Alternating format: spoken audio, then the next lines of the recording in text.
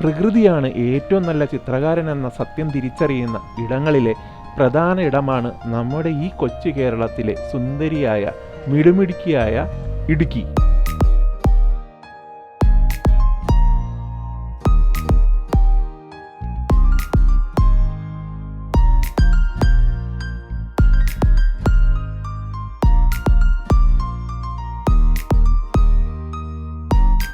ഇന്ന് നമ്മുടെ യാത്ര ഇടുക്കിയിലേക്കാണ്. മഞ്ഞ് മൂടുന്ന ഇടുക്കിയിലെ കാൽവരി മൗണ്ടിലേക്ക്. റൂട്ട് കഫേയുടെ പുതിയൊരു വീഡിയോയിലേക്ക് എല്ലാവർക്കും സ്വാഗതം.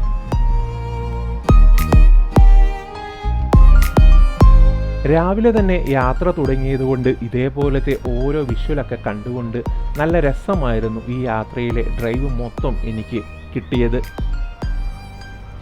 ഈ വഴി പോകുമ്പോൾ ഇടുക്കി വന്യജീവി സങ്കേതത്തെക്കുറിച്ച് പറയാതിരിക്കാനാവില്ലല്ലോ.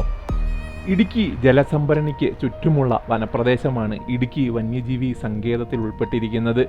ഇടുക്കി ജലവൈദ്യുത പദ്ധതിക്കായി 7 ഹെക്ടർ മഴക്കാടുകൾ മുറിച്ചു മാറ്റിയതിൻ്റെ ഫലമായി അവിടുത്തെ വന്യജീവികൾക്ക് കാര്യമായി നാശനഷ്ടമുണ്ടായി. അത് കണക്കിലെടുത്ത് ചുറ്റുമുള്ള പ്രദേശം സംരക്ഷിക്കാൻ തീരുമാനിക്കുകയുമുണ്ടായിരുന്നു. ഈ വന്യജീവി സങ്കേതത്തിന് 105.364 ചതുരശ്ര കിലോമീറ്റർ വിസ്തൃതിയുമുണ്ട്. 1976 ഫെബ്രുവരി 9 ഇവിടം വന്യജീവി സങ്കേതമാക്കിയത്. സമുദ്രനിരപ്പിൽ നിന്നും 500 മുതൽ 1000 വരെ അടി മുകളിലാണ് ഈ വന്യജീവി സങ്കേതം സ്ഥിതി ചെയ്യുന്നത്. കാട്ടുപോത്ത്, ആന, മ്ലാവ്, കരിങ്കുരങ്ങ്, മാനുകൾ, കരടി, കടുവ തുടങ്ങിയ ജീവികളും പലതരം പക്ഷികളും ഇവിടെ നമുക്ക് കാണാൻ സാധിക്കുന്നതാണ്. നിത്യഹരിതവനം, അർദ്ധനിത്യഹരിതവനം, ഇലപൊഴിയും ഈർപ്പവനം എന്നിങ്ങനെ വൈവിധ്യമാർന്ന വനഭൂമിയാണ് ഇവിടെയുള്ളത്. ഇടുക്കി, ചെറുതോണി, കുളമാവ് അണക്കെട്ടുകൾ ഈ വന്യജീവി സങ്കേതത്തിലാണ്. ഇടുക്കി ജില്ലാ ആസ്ഥാനമായ പൈനാവും ഈ വന്യജീവി സങ്കേതത്തിനുള്ളിലാണ് സ്ഥിതി ചെയ്യുന്നത്.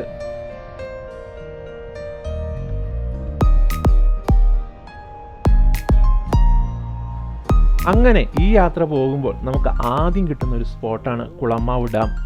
ഒരു കാലത്തൊന്നല്ല, ഇപ്പോഴും നല്ല വിവാദമായി നിൽക്കുന്ന ഒരു കാര്യമാണ് മുല്ലപ്പെരിയാർ ഡാമും കുളമാവ് ഡാമിൻ്റെ ആ ഒരു സ്ട്രെങ്തിൻ്റെ കാര്യങ്ങളുമൊക്കെ തന്നെ. സത്യത്തിൽ ഈ യാത്രയൊക്കെ കണ്ട് ആസ്വദിച്ചു പോകുമ്പോഴും ഉള്ളിൻ്റെ ഉള്ളിൽ നമുക്കെല്ലാവർക്കും ഒരു ഭയപ്പെടുത്തലാണ്. ഇതിനൊക്കെ എന്തെങ്കിലും പറ്റിക്കഴിഞ്ഞാൽ നമുക്കുണ്ടാവുന്ന നഷ്ടങ്ങൾ. ഇതൊക്കെ ആലോചിക്കുമ്പോൾ തന്നെ നമുക്കൊക്കെ പേടി തന്നെയാണ്. എല്ലാം പരിഹരിക്കട്ടെ എന്ന് പ്രാർത്ഥിച്ചുകൊണ്ട് തന്നെ നമ്മൾ ഇതിൻ്റെ മുകളിൽ കൂടി പോകുവാണ്.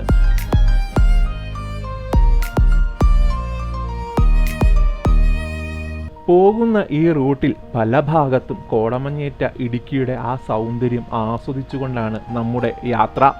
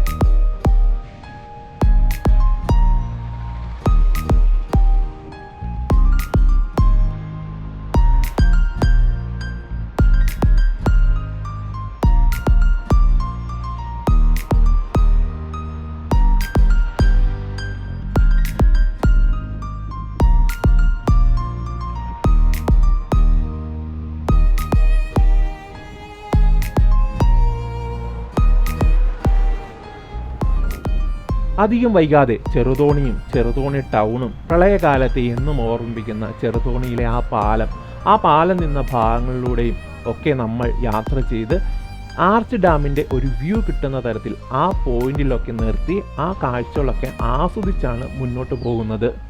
കുറുവൻ കുർത്തി മലകൾക്ക് കുറുകെ നിർമ്മിച്ച ഇടുക്കിയിലെ ആർച്ച് ഡാം ലോകത്തിലെ രണ്ടാമത്തെയും ഏഷ്യയിലെ ആദ്യത്തെയും ആർച്ച് അണക്കെട്ടാണ്. 550 അടി ഉയരത്തിൽ 650 അടിയിൽ പരന്നു കിടക്കുന്ന ഒരു പാരാബോളിക് അത്ഭുതം.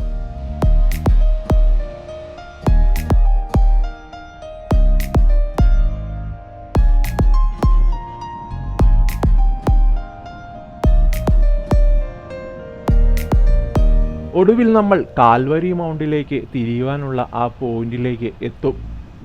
ഇവിടെ നിന്നും റൈറ്റിലേക്ക് ഈ കുത്തനെയുള്ള കയറ്റം കയറി കഴിഞ്ഞാലാണ് കാൽവരി മൗണ്ടിലേക്കുള്ള എൻട്രൻസിലേക്ക് എത്തുന്നത്. ഇനി നമ്മുടെ കയ്യിൽ ബൈക്കല്ലെങ്കിൽ 4x4 വണ്ടിയാണ് ഉള്ളതെങ്കിൽ, ട്രെക്കിംഗ് ഒക്കെ ഇഷ്ടമുള്ള ആൾക്കാരാണെങ്കിൽ കാൽവരി മൗണ്ടിന് പകരം ഇടുക്കി ഡാമിൻ്റെ റിസർവോയർ അടിപൊളിയായി ഒന്നുകൂടി മുകളിൽ നിന്നും കാണുവാൻ പറ്റുന്ന വേറൊരു സ്ഥലം ഇതിനടുത്തുണ്ട്, കല്യാണത്തണ്ട്. അവിടേക്ക് നമ്മൾ ഒരു വട്ടം പോയിട്ടുമുണ്ട്. ചില ദിവസം കോട കൊണ്ട് ഒന്നും കാണാത്ത അവസ്ഥയും ഉണ്ടാകും.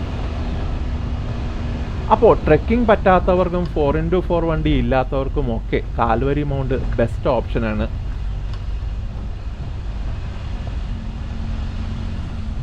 25 രൂപയാണ് നമുക്ക് എൻട്രി ഫീസായി വരുന്നത്. മാത്രമല്ല പാർക്കിംഗ് ഫീസ് ഇനത്തിൽ ഒരു കാറിന് 25 രൂപയും ബൈക്കിന് 15 രൂപയും കൊടുക്കേണ്ടതാണ്.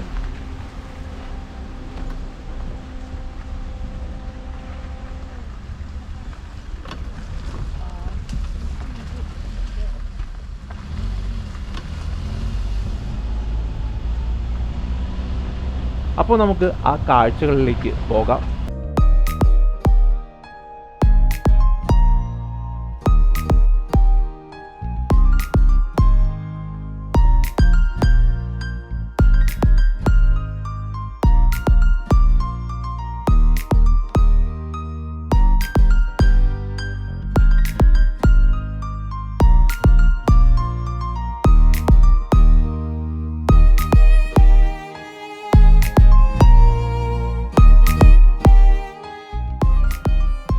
നമ്മുടെ ഈ ഒരു പോയിന്റ് വന്ന് കഴിഞ്ഞ് ഇവിടുന്ന് താഴോട്ട് ഇറങ്ങി പോകണം കേട്ടോ.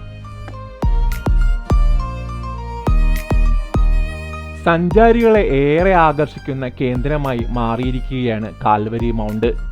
ഇടുക്കി ഡാം ടോപ്പ് പിന്നിട്ട് ചെറുതോണി കട്ടപ്പന റൂട്ടിലാണ് കാൽവരി മൗണ്ട്.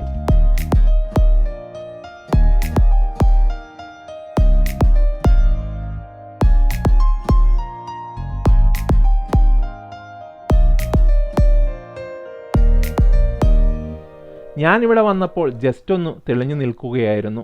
പക്ഷേ പെട്ടെന്നാണ് കോടയൊക്കെ വന്നത്. എങ്കിലും ആ കോടയുടെ ഇടയിൽ കൂടിയുള്ള കാഴ്ചകൾ കാണുവാൻ വേറൊരു ഫീലാണ്.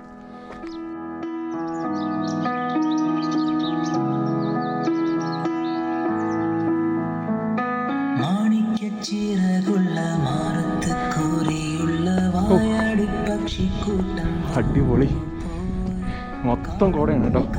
കോടയായിട്ട് ഒന്നും കാണാൻ പറ്റുന്നില്ല. പക്ഷെ ആ ഒരു വ്യൂ ഉണ്ടല്ലോ,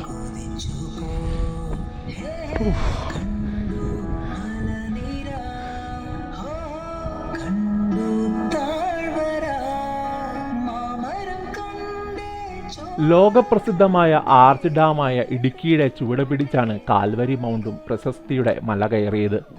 അധികം ആരും ശ്രദ്ധിക്കാതെ കിടന്ന കാൽവരി മൗണ്ട് മലനിരകൾ ഇടുക്കി ഡാമിൻ്റെ വിദൂര ദൃശ്യങ്ങളുടെ കാഴ്ചകളാണ് ശ്രദ്ധയാകർഷിക്കുന്നത്. ചെറുതും വലുതുമായ ഇരിപ്പിടങ്ങൾ പോലുള്ള പാറകളും പുൽമേടുകളും നിറഞ്ഞ മലനിരകളാണ് ഇവിടുത്തെ ഭൂപ്രകൃതി. കൺമുന്നിലായി സമ്പുഷ്ടമായ വനങ്ങൾക്ക് മധ്യത്തിലായി ഇടുക്കി ഡാമിൽ നിന്നുള്ള നീല ജലാശയവും. ദ്വീപുകൾ പോലെ പലയിടത്തും ജലാശയങ്ങൾ കയറിയിറങ്ങി കിടക്കുന്നതും നമുക്ക് ഇവിടെ നിന്നും കാണാം. വൈകുന്നേരങ്ങളും രാവിലെയും മലകളിൽ പെയ്തിറങ്ങുന്ന കോടമഞ്ഞ് വേറൊരു ഭംഗിയാണ്. ഇങ്ങനെ കാൽവരി മൗണ്ടിനെ സഞ്ചാരികളുടെ പ്രിയങ്കരിയാക്കാൻ കാരണങ്ങളേറെയാണ്.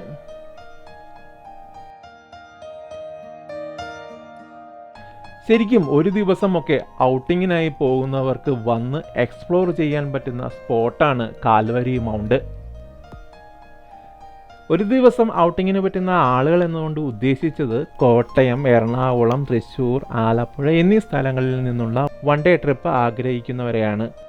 ഇനി അതല്ല സ്റ്റേ ചെയ്യുന്നവർക്കാണ് എങ്കിൽ ഇവിടെ വന്നു കഴിഞ്ഞാൽ നല്ല സ്റ്റേകളും ഇവിടെ ലഭ്യമാണ്.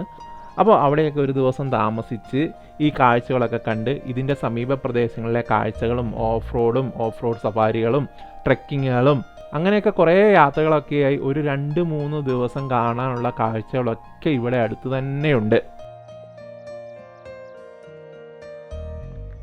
അപ്പോൾ ഇവിടുത്തെ കാഴ്ചകളൊക്കെ കണ്ട് നമ്മൾ ഇറങ്ങി വാഗമൺ വഴി നേരെ കുട്ടിക്കാനത്തേക്കാണ്.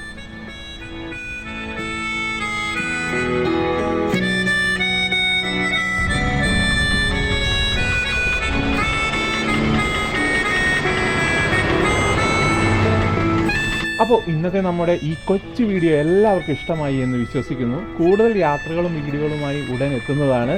ഇന്നത്തെ ഈ കൊച്ചു വീഡിയോ ഇഷ്ടമായെങ്കിൽ ലൈക്ക് ചെയ്യുക, കമൻറ്റ് ചെയ്യുക. പോരായ്മകൾ എന്തൊക്കെയാണെന്നുള്ളതും നിങ്ങളുടെ സജഷനും വളരെ വിലപ്പെട്ടതാണ് കേട്ടോ ഞങ്ങൾക്ക്. അപ്പോൾ ആ കാര്യങ്ങളൊക്കെ കമൻറ്റായി ഒന്ന് രേഖപ്പെടുത്തുക. അതേപോലെ തന്നെ നമ്മുടെ നല്ല നല്ല വീഡിയോസ് നിങ്ങൾക്ക് കാണുവാനായി ഒന്ന് സബ്സ്ക്രൈബ് കൂടി ചെയ്ത് സൈഡിലെ ബെൽ ബട്ടൺ കൂടി ഒന്ന് എനേബിൾ ചെയ്യുക.